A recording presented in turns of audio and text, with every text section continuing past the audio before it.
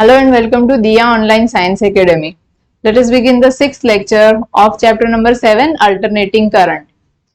So this would be probably the last lecture for theory of chapter number 7. So the topic that we are going to discuss today is about transformers. आज के topic में transformer है क्या, transformer कौन से principal पे काम करता है, what are the types of transformer, what is its construction, its working, and ideal transformer and practical transformer, उनके बीच डिफरेंस क्या है, what are the losses that are going to occur in a transformer and in a practical transformer, वो सारी चीजें इस lecture के अंदर discuss होगी. तो चलो शुरू करते हैं. ट्रांसफॉर्मर, ट्रांसफॉर्मर्स, ट्रांसफॉर्म कुछ कर रहा होगा, ट्रांसफॉर्मर है तो वो क्या ट्रांसफॉर्म कर रहा होगा, it will be transforming the voltage from higher to lower और to low from lower to higher. It converts और transforms lower voltage into higher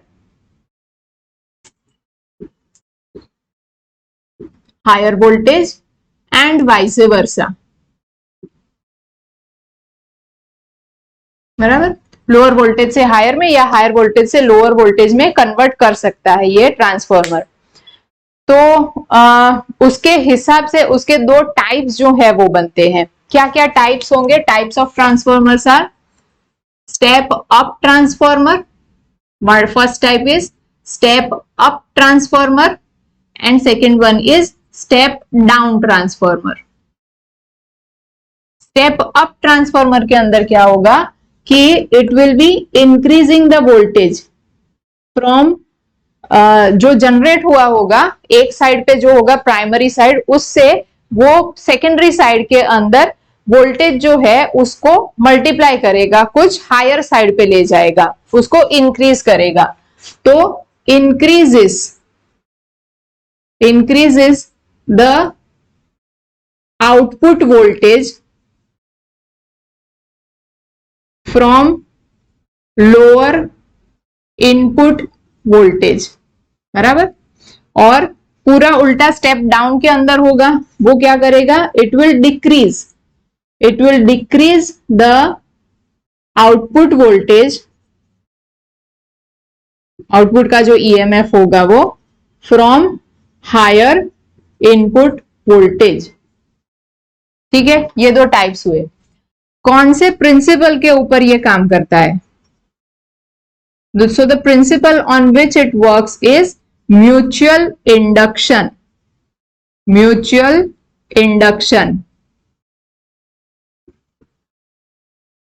तो अब म्यूचुअल इंडक्शन आया तो आपको पता ही होगा कि म्यूचुअल इंडक्शन के अंदर क्या था. There were two coils, concentric coils भी देखी थी और बेसिकली पहले क्या देखा था, two coils are there, if they are kept adjacent to each other and current is passing through one coil, then the flux linked the flux that is getting generated due to the current passing through that coil, it gets linked with the other coil also, and if the current changes then the flux linked with the other coil also changes and hence the EMF gets induced, right? So this was the phenomena of mutual induction. तो इसमें उसके बाद फिर हमने दो coils concentric रखी थी, concentric में भी यही चीज होगी. तो यहां पर भी कुछ ऐसी चीज होने वाली है. Two coils will be there. एक साइड जो होगी उसको हम लोग प्राइमरी साइड बोलेंगे and the other side will be called as secondary side, या तो input side and output side. जो हम यहाँ पर बात कर रहे हैं कि आउटपुट वोल्टेज इनपुट वोल्टेज जो है उसमें जो वेरिएशन आने वाला है वो. तो म्यूचुअल इंडक्शन कैसे इसमें अकर हो रहा होगा, उसके प्रिंसिपल पर कैसे काम कर रहा है, उसके लिए हम लोग उसका कंस्ट्रक्शन जो है वो कंस्ट्रक्शन देखते हैं. तो कंस्ट्रक्शन के अंदर जैसे बताया वैसे two coils will be there. और कॉइल्स कैसे रखी होगी, it will be wound on two limbs of a core. ये कोर यहां पर, ये कुछ वाइंडिंग और कुछ वाइंडिंग इस तरफ होगा. बराबर. ये साइड जो है वहां पर इसको इनपुट बताया जाएगा, जिससे जहां पर एसी सप्लाई जो है वो दिया जाता है, और यहां पर वो रिसीव किया जाएगा एसी. बराबर। बट इनका मैग्नीट्यूड जो है वो यहाँ पर और इधर इनपुट एंड आउटपुट साइड पे वोल्टेज डिफरेंट डिफरेंट होंगे। काम भी वही है ट्रांसफॉर्मर का, ट्रांसफॉर्म करना है। जो यहाँ पर होगा उससे यहाँ पर इधर हायर और लेसर मिलेगा। ये जो साइड है बेसिकली ये कहलाएगी primary, primary coil, and this is called as secondary coil, secondary coil. या तो इसको हम लोग इनपुट साइड बोलेंगे और इसको आउटपुट साइड भी बोल सकते हैं, बराबर। The number of turns in primary coil is said as NP. Primary side पे जो नंबर ऑफ टर्न्स है उसको एनपी, और यहाँ पर NS number of turns are there, ठीक है। ये वायर्स जो होंगे, ये वाइंडिंग नंबर ऑफ टर्न्स ये जो है वो किससे बने होंगे? मोस्ट ऑफ द टाइम्स इसी से बने होते हैं, कॉपर वायर। कॉपर से ये वाइंडिंग जो है वो किया जाता है, क्लोज वाइंडिंग होता है उसका, ठीक है। तो कंस्ट्रक्शन में ये 2 कॉइल्स हो गई, वो एक दूसरे के पास पास में, और एक यहाँ पर कोर जैसे होगा, और कोर के ऊपर ये कोर किससे बना हुआ होगा? Core is made up of soft iron, ठीक है। Core is made up of soft iron. ये ऐसे वाइंडिंग होगा, या तो फिर एक सर्टेन टाइप के लॉसेस है उसको एनकाउंटर उनकी रेमेडी के तौर पे इस टाइप का वाइंडिंग भी किया जाता है, जिसको शेल टाइप बोलते हैं। ये किस टाइप का हो गया? कोर टाइप ट्रांसफॉर्मर, बराबर। कंस्ट्रक्शन के हिसाब से इनके 2 टाइप्स बनते हैं, one is core type and the other is shell type, जिसमें प्राइमरी साइड से वाइंडिंग भी मिडल लिम्ब के ऊपर एंड सेकेंडरी साइड से भी वाइंडिंग मिडल लिम्ब के ऊपर ही किया होगा और उनको इंसुलेट किया होगा, बराबर। ये प्राइमरी साइड, ये सेकेंडरी साइड। यहाँ पर एसी, इधर भी AC, supply voltage and received voltage वो दोनों डिफरेंट डिफरेंट मिल रहे हैं, ठीक है। तो कंस्ट्रक्शन ये चीज हो गई। इसमें भी होगा तो सॉफ्ट आयरन ही, खाली जो कॉइल है वो कॉइल इसमें एक दूसरे से सेपरेटेड है, और यहाँ पर जो कॉइल्स हैं वो कॉइल्स एक दूसरे के ऊपर होगी, लैमिनेट करके एक दूसरे के ऊपर जो है वो वाइंडिंग किया होगा, बराबर। तो ये कंस्ट्रक्शन हो गया। अब ये काम कैसे करेगा? काम करने के लिए इसमें ये जैसे बताया, see number of turn shown in the primary coil is less and number of turn shown in the secondary coil is higher. ऐसे भी हो सकता है, या फिर जरूरत अगर पड़ी कहीं पर, कहीं और जगह पर, तो वहां पर आपको पाया जाएगा कि जो प्राइमरी कॉइल है उसमें number of turns is higher as compare to the number of turns in secondary side. तो जब ऐसी सिचुएशन होगी then such transformer will be called as, ये कोर टाइप का जो है उसमें ये कौन सी टाइप है? ये है अभी step up transformer, step up transformer. और ये जो टाइप है वो है स्टेप डाउन ट्रांसफॉर्मर। तो बेसिक इनके बीच का डिफरेंस एक समझ में आया कि construction by step up step down में कैसे होगा। स्टेप अप अगर हुआ तो प्राइमरी में number of turns less, NP will be less then NS, while in the case of step down transformer NP will be greater than NS. Here ये आप कैसे रिलेशन रहेगा? NP will be less than NS, ठीक है। तो एक 1 2 ये type हुई, और एक और टाइप यहाँ पर ये दो, core and shell type transformer. अब सबसे पहले आप इतना लिख लो, फिर वर्किंग जो है वो वर्किंग एक्सप्लेन करती हूँ। So how would be the working? Working के अंदर ये म्यूचुअल इंडक्शन के ऊपर काम कर रहा है, ये हमने बताया। तो म्यूचुअल इंडक्शन कहां पर देखने को मिलेगा? ट्रांसफॉर्मर के अंदर there are 2 coils, one is connected with AC source, और यहां पर सेकेंडरी कॉइल होगी, सेकेंडरी पे आउटपुट मिल रहा है आपको।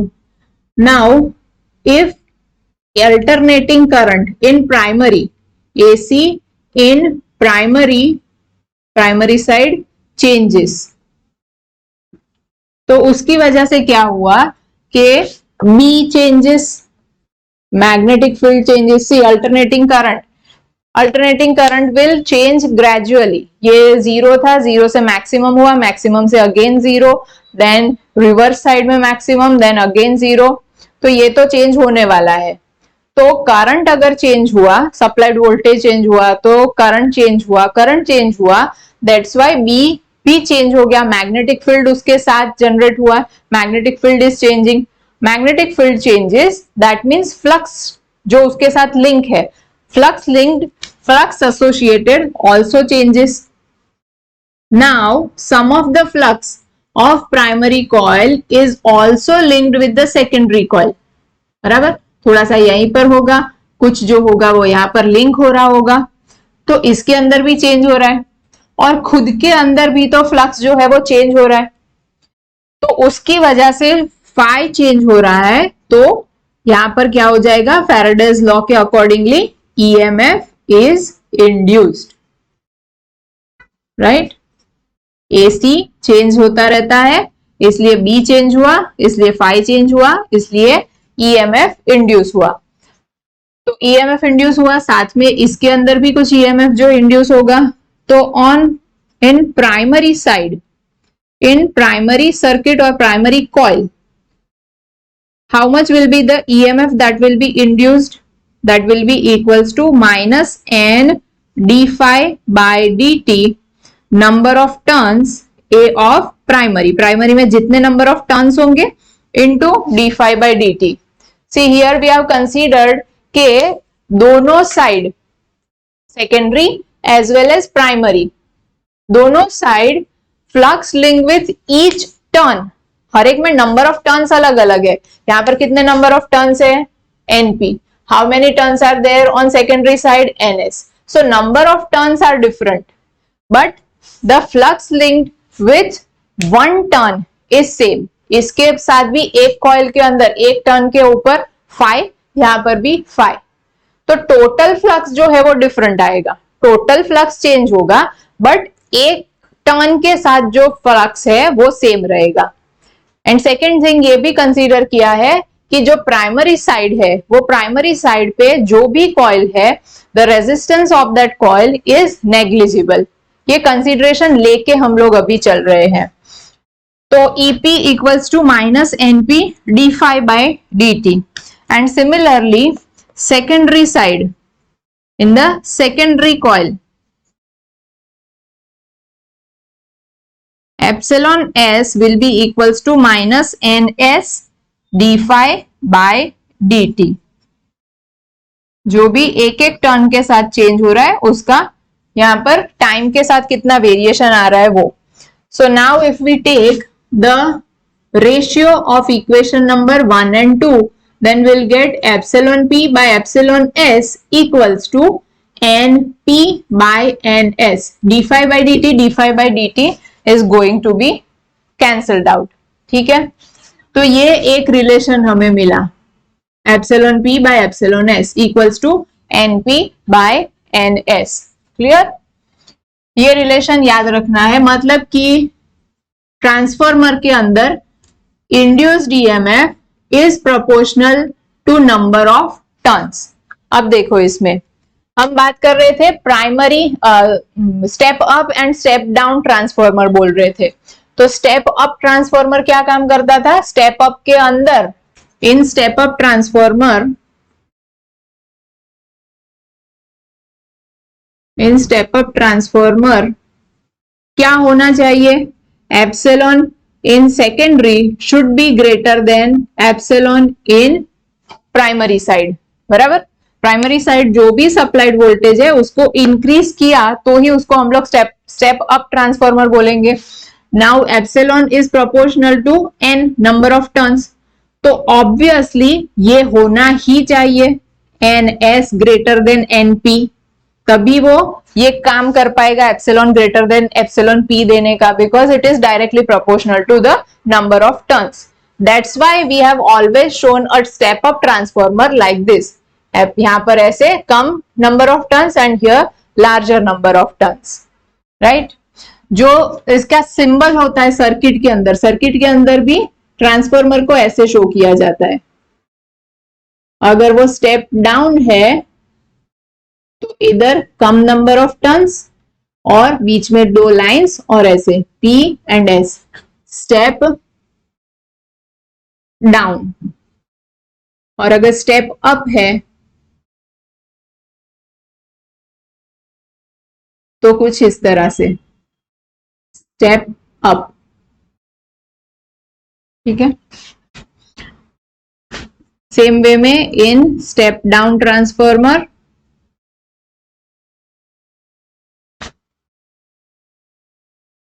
Epsilon P should be less, should be greater than epsilon S। Step down करना है इसमें, तो number of turns in primary should be greater than number of turns in secondary. ठीक है, इसलिए ऐसे रखा जाता है, नंबर ऑफ टर्न्स दोनों में डिफरेंट डिफरेंट रखे जाते हैं।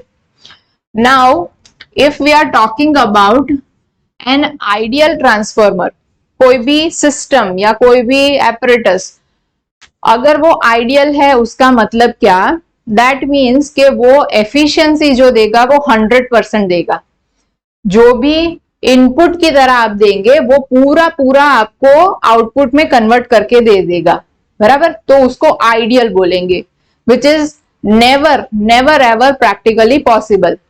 ठीक है ना, मैं यहां से जो भी सारे वर्ड्स बोल रही हूं वो सब के सब आपको 100% अगर समझ में आ जाए तो उसका मतलब है आपकी एफिशिएंसी जो है वो 100% है, बराबर। This happens in ideal case. Ideal अगर आप स्टूडेंट हो तो आपको पूरा पूरा समझ में आता होगा, बट प्रैक्टिकली ये जो चीज है वो थोड़ा थोड़ा चेंज हो रहा होगा, बराबर। थोड़ा जो इनपुट है, इनपुट से आउटपुट समवॉट लेस ही मिल रहा होगा। ठीक है, तो in ideal transformer power supplied equals to या तो power in input side equals to power in output side. Clear? तो power in input side is V के जगह पर हम लोग एप्सिलॉन लिख सकते हैं, epsilon P current in primary side equals to epsilon S current in secondary side। epsilon IP equals to epsilon S IS। So from this epsilon P by epsilon S equals to IS by IP। Comparing equation number 3 and 4, from 3 and 4 we can say कि epsilon P by epsilon S equals to NP by NS, but it is inversely proportional to the current passing through secondary and primary। जो भी coil है उसके inversely proportional होगा। epsilon is inversely proportional to the current passing through that coil। ठीक है, ये चीज कब होगी? आइडियल ट्रांसफॉर्मर के अंदर पावर इनपुट वो पूरा पूरा आपको आउटपुट में कन्वर्ट होके मिलने वाला है। अदरवाइज प्रैक्टिकली जो है, इन प्रैक्टिकल ट्रांसफॉर्मर मतलब रियलिस्टिक जो हम लोग बोल रहे हैं वो, उसमें power in input side will be greater always than power in output side, because there will be some losses। कुछ तो लॉस होंगे ही बीच में। ठीक है, इसलिए ये क्या होगा, epsilon P IP will be greater than epsilon IS। और आप लिख सकते हो epsilon P by epsilon S is greater than IS by IP। कुछ इस तरह से आप लोगों को ये मिलेगा। ठीक है, इनवर्सली प्रोपोर्शनेट तो रहेंगे बट एग्जैक्टली नहीं होगा, थोड़ा सा इसमें वेरिएशन जो है वो मिलता जाएगा। तो अगर आपको एफिशिएंसी देखनी है, इस केस के अंदर एफिशिएंसी कितनी मिलेगी? Efficiency equals to output power by input power equals to, दोनों सेम, बोथ आर सेम, तो आंसर आएगा 1। अगर मैं परसेंटेज में देखूं तो 1 into 100 मतलब 100%। 100% एफिशिएंसी, जितना इनपुट दिया पूरा पूरा आउटपुट पावर में मिला। Now practically eta equals to output by input into 100. Output will always be somewhat lesser than the input one, इसलिए ये जो वैल्यू है वो हमेशा 100 के कुछ टाइम्स कम, थोड़ा सा 100 के कुछ, यहाँ पर ये जो रेशियो आएगा ना, ये रेशियो हमेशा 1 से लेस होगा, तो it will be an will always be less than 100%. 100% से थोड़ा सा हमें एफिशिएंसी जो है वो थोड़ी सी कम मिलेगी। ईटा क्या है इसकी? एफिशिएंसी, एफिशिएंसी बराबर, efficiency of practical and ideal transformer.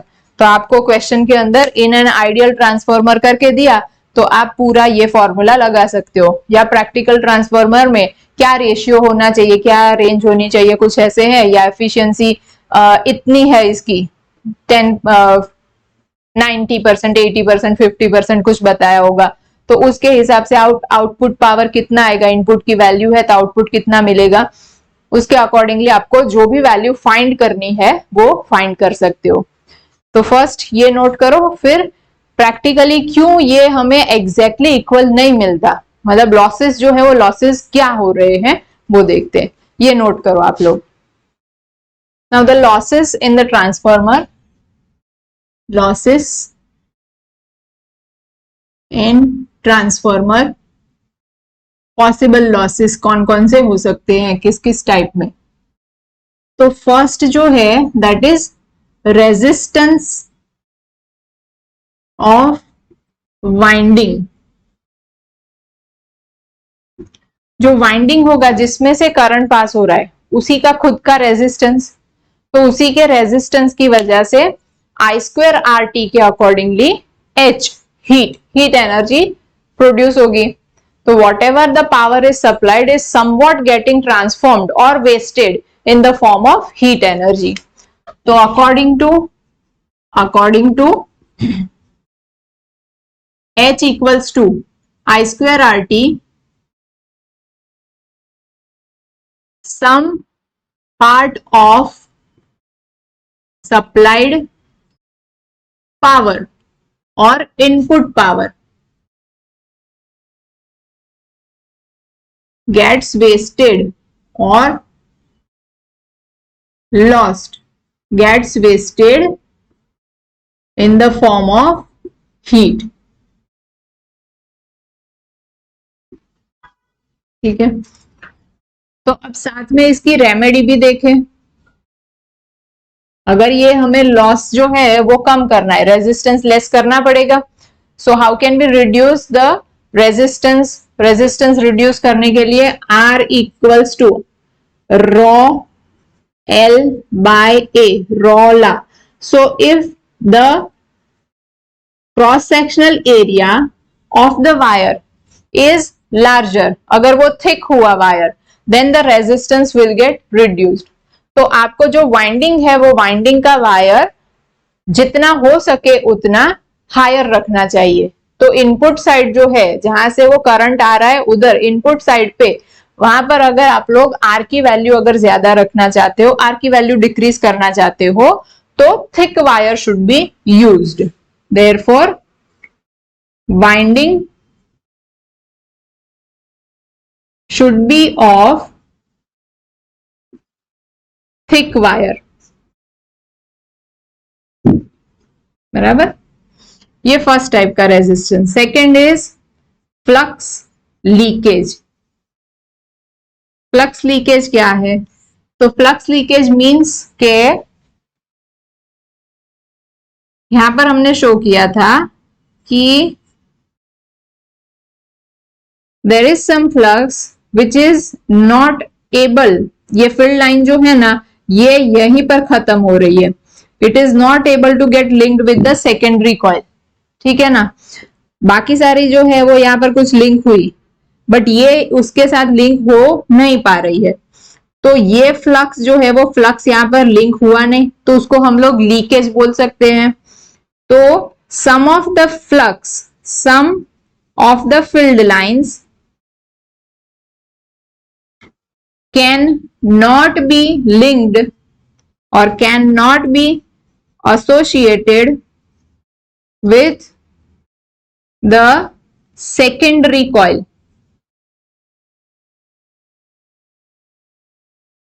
किस वजह से? क्योंकि वो उतना दूर है, थोड़ा तो डिस्टेंस है उनके बीच में, तो उसकी वजह से वो लिंक नहीं हो पाएगा and which will result in the form of leakage, वो लॉस हो गया उतना।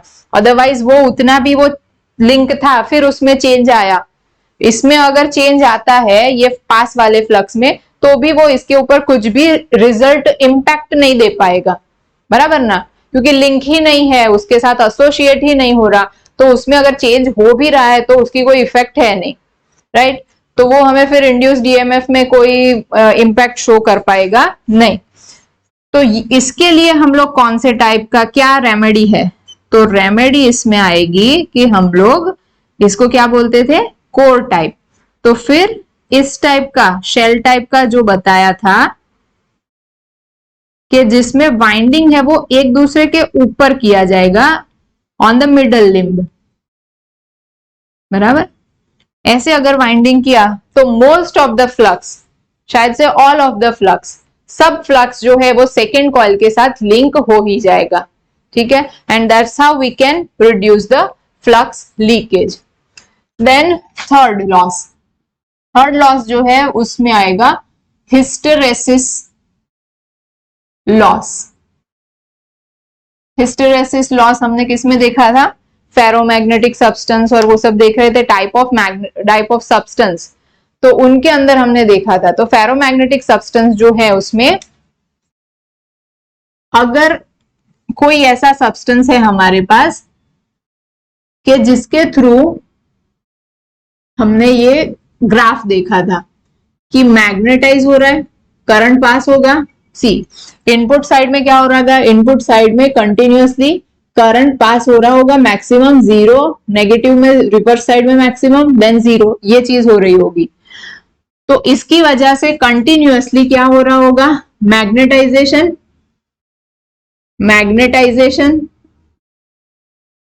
देन उसके बाद उसका डीमैग्नेटाइजेशन होगा, फिर उसके बाद उसका रिवर्स डायरेक्शन में रीमैग्नेटाइजेशन होगा, बराबर। ये कंटिन्यूअस प्रोसेस जो है वो चलती रहेगी। तो मैग्नेटाइजेशन होने ना होने उसकी वजह से हमने ये देखा था कि Ni इस तरफ दिखाया था और मैग्नेटिक फील्ड जो है वो ऐसे दिखाया था। तो ये लूप हमें ऐसे कुछ मिल रहा था, राइट। और यहाँ पर जो एरिया था ये हिस्टेरेसिस लॉस, एनर्जी लॉस में ये कन्वर्ट हो जाता था जब ऐसे continuous magnetisation, demagnetisation, magnetise, demagnetise, again remagnetise, demagnetise ऐसे हो रहा था। तो ये जितना गैप लार्जर आएगा उतना ये एरिया कवर्ड जितना बीच में रहेगा इस लूप के बीच में, ये लॉस के फॉर्म में रहेगा, उसको बोलते हैं हिस्टेरेसिस लॉस, ठीक है। तो this should be as minimum as possible. As minimum as possible के लिए हमें क्या करना चाहिए?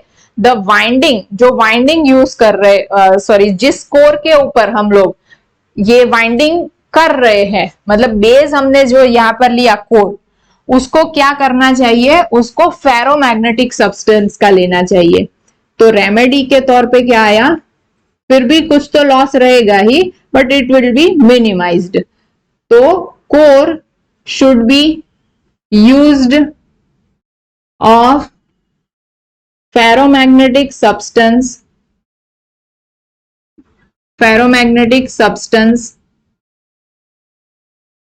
like soft iron, बराबर।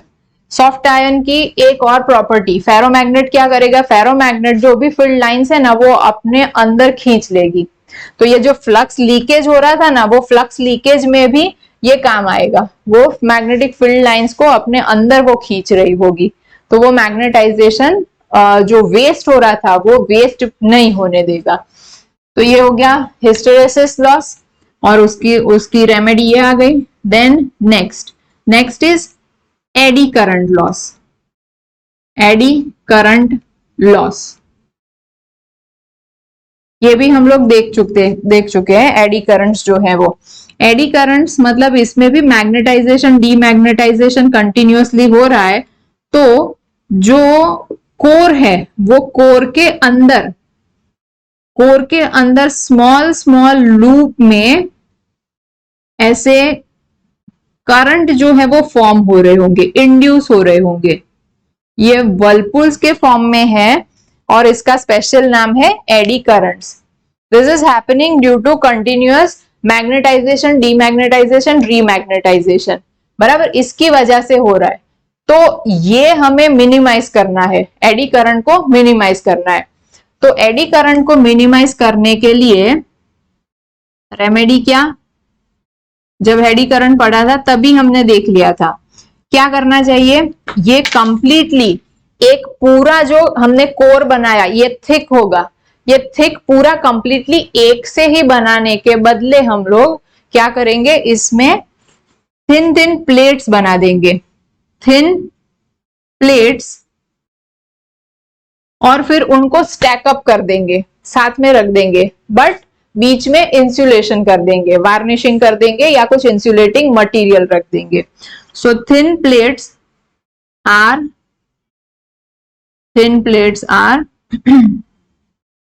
stacked up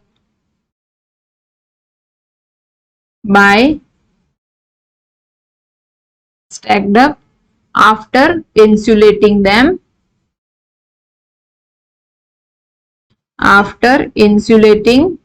them from each other.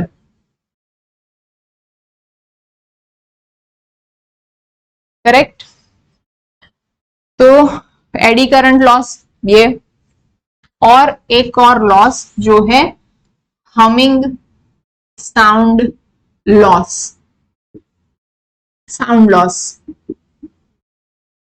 Due to continuous magnetization and demagnetization, जो प्लेट्स होगी, ये कोर होगा, वाइंडिंग होगा, उनके बीच में ये हिस्टेरेसिस और वो सब हैपन हो रहा होगा, उसकी वजह से मैग्नेटाइजेशन डीमैग्नेटाइजेशन की वजह से कंटिन्यूअसली एक हमिंग साउंड आएगा। तो sound is also a kind of energy. ये एनर्जी भी कहां से आई होगी, जो इनपुट में सप्लाई हो रही है उसी का कुछ पार्ट होगा, बराबर। तो due to continuous magnetization and demagnetization and remagnetization, this happens। इसकी रेमेडी क्या, तो इसकी और तो कोई रेमेडी नहीं है, बट प्रॉपर बैलेंसिंग अगर दिया जाए तो इसको थोड़ा सा रिड्यूस कर सकते हैं। प्रॉपर बैलेंसिंग ऑफ ट्रांसफॉर्मर, तो हमिंग को थोड़ा सा रिड्यूस किया जा सकता है, ठीक है। तो ये लॉसेस इन ट्रांसफॉर्मर हो गए। ये ट्रांसफॉर्मर जो है वो आपको काफी सारी जगह पर देखने को मिलेगा। एक तो जो आपके घर के बाहर कहीं पर होगा, ग्रे कलर का डब्बे जैसा होगा, जिसमें प्लेट्स आपको कुछ दिख रही होगी और थिक वायर्स निकल रहे होंगे, बराबर। वो जो है वो ट्रांसफॉर्मर है।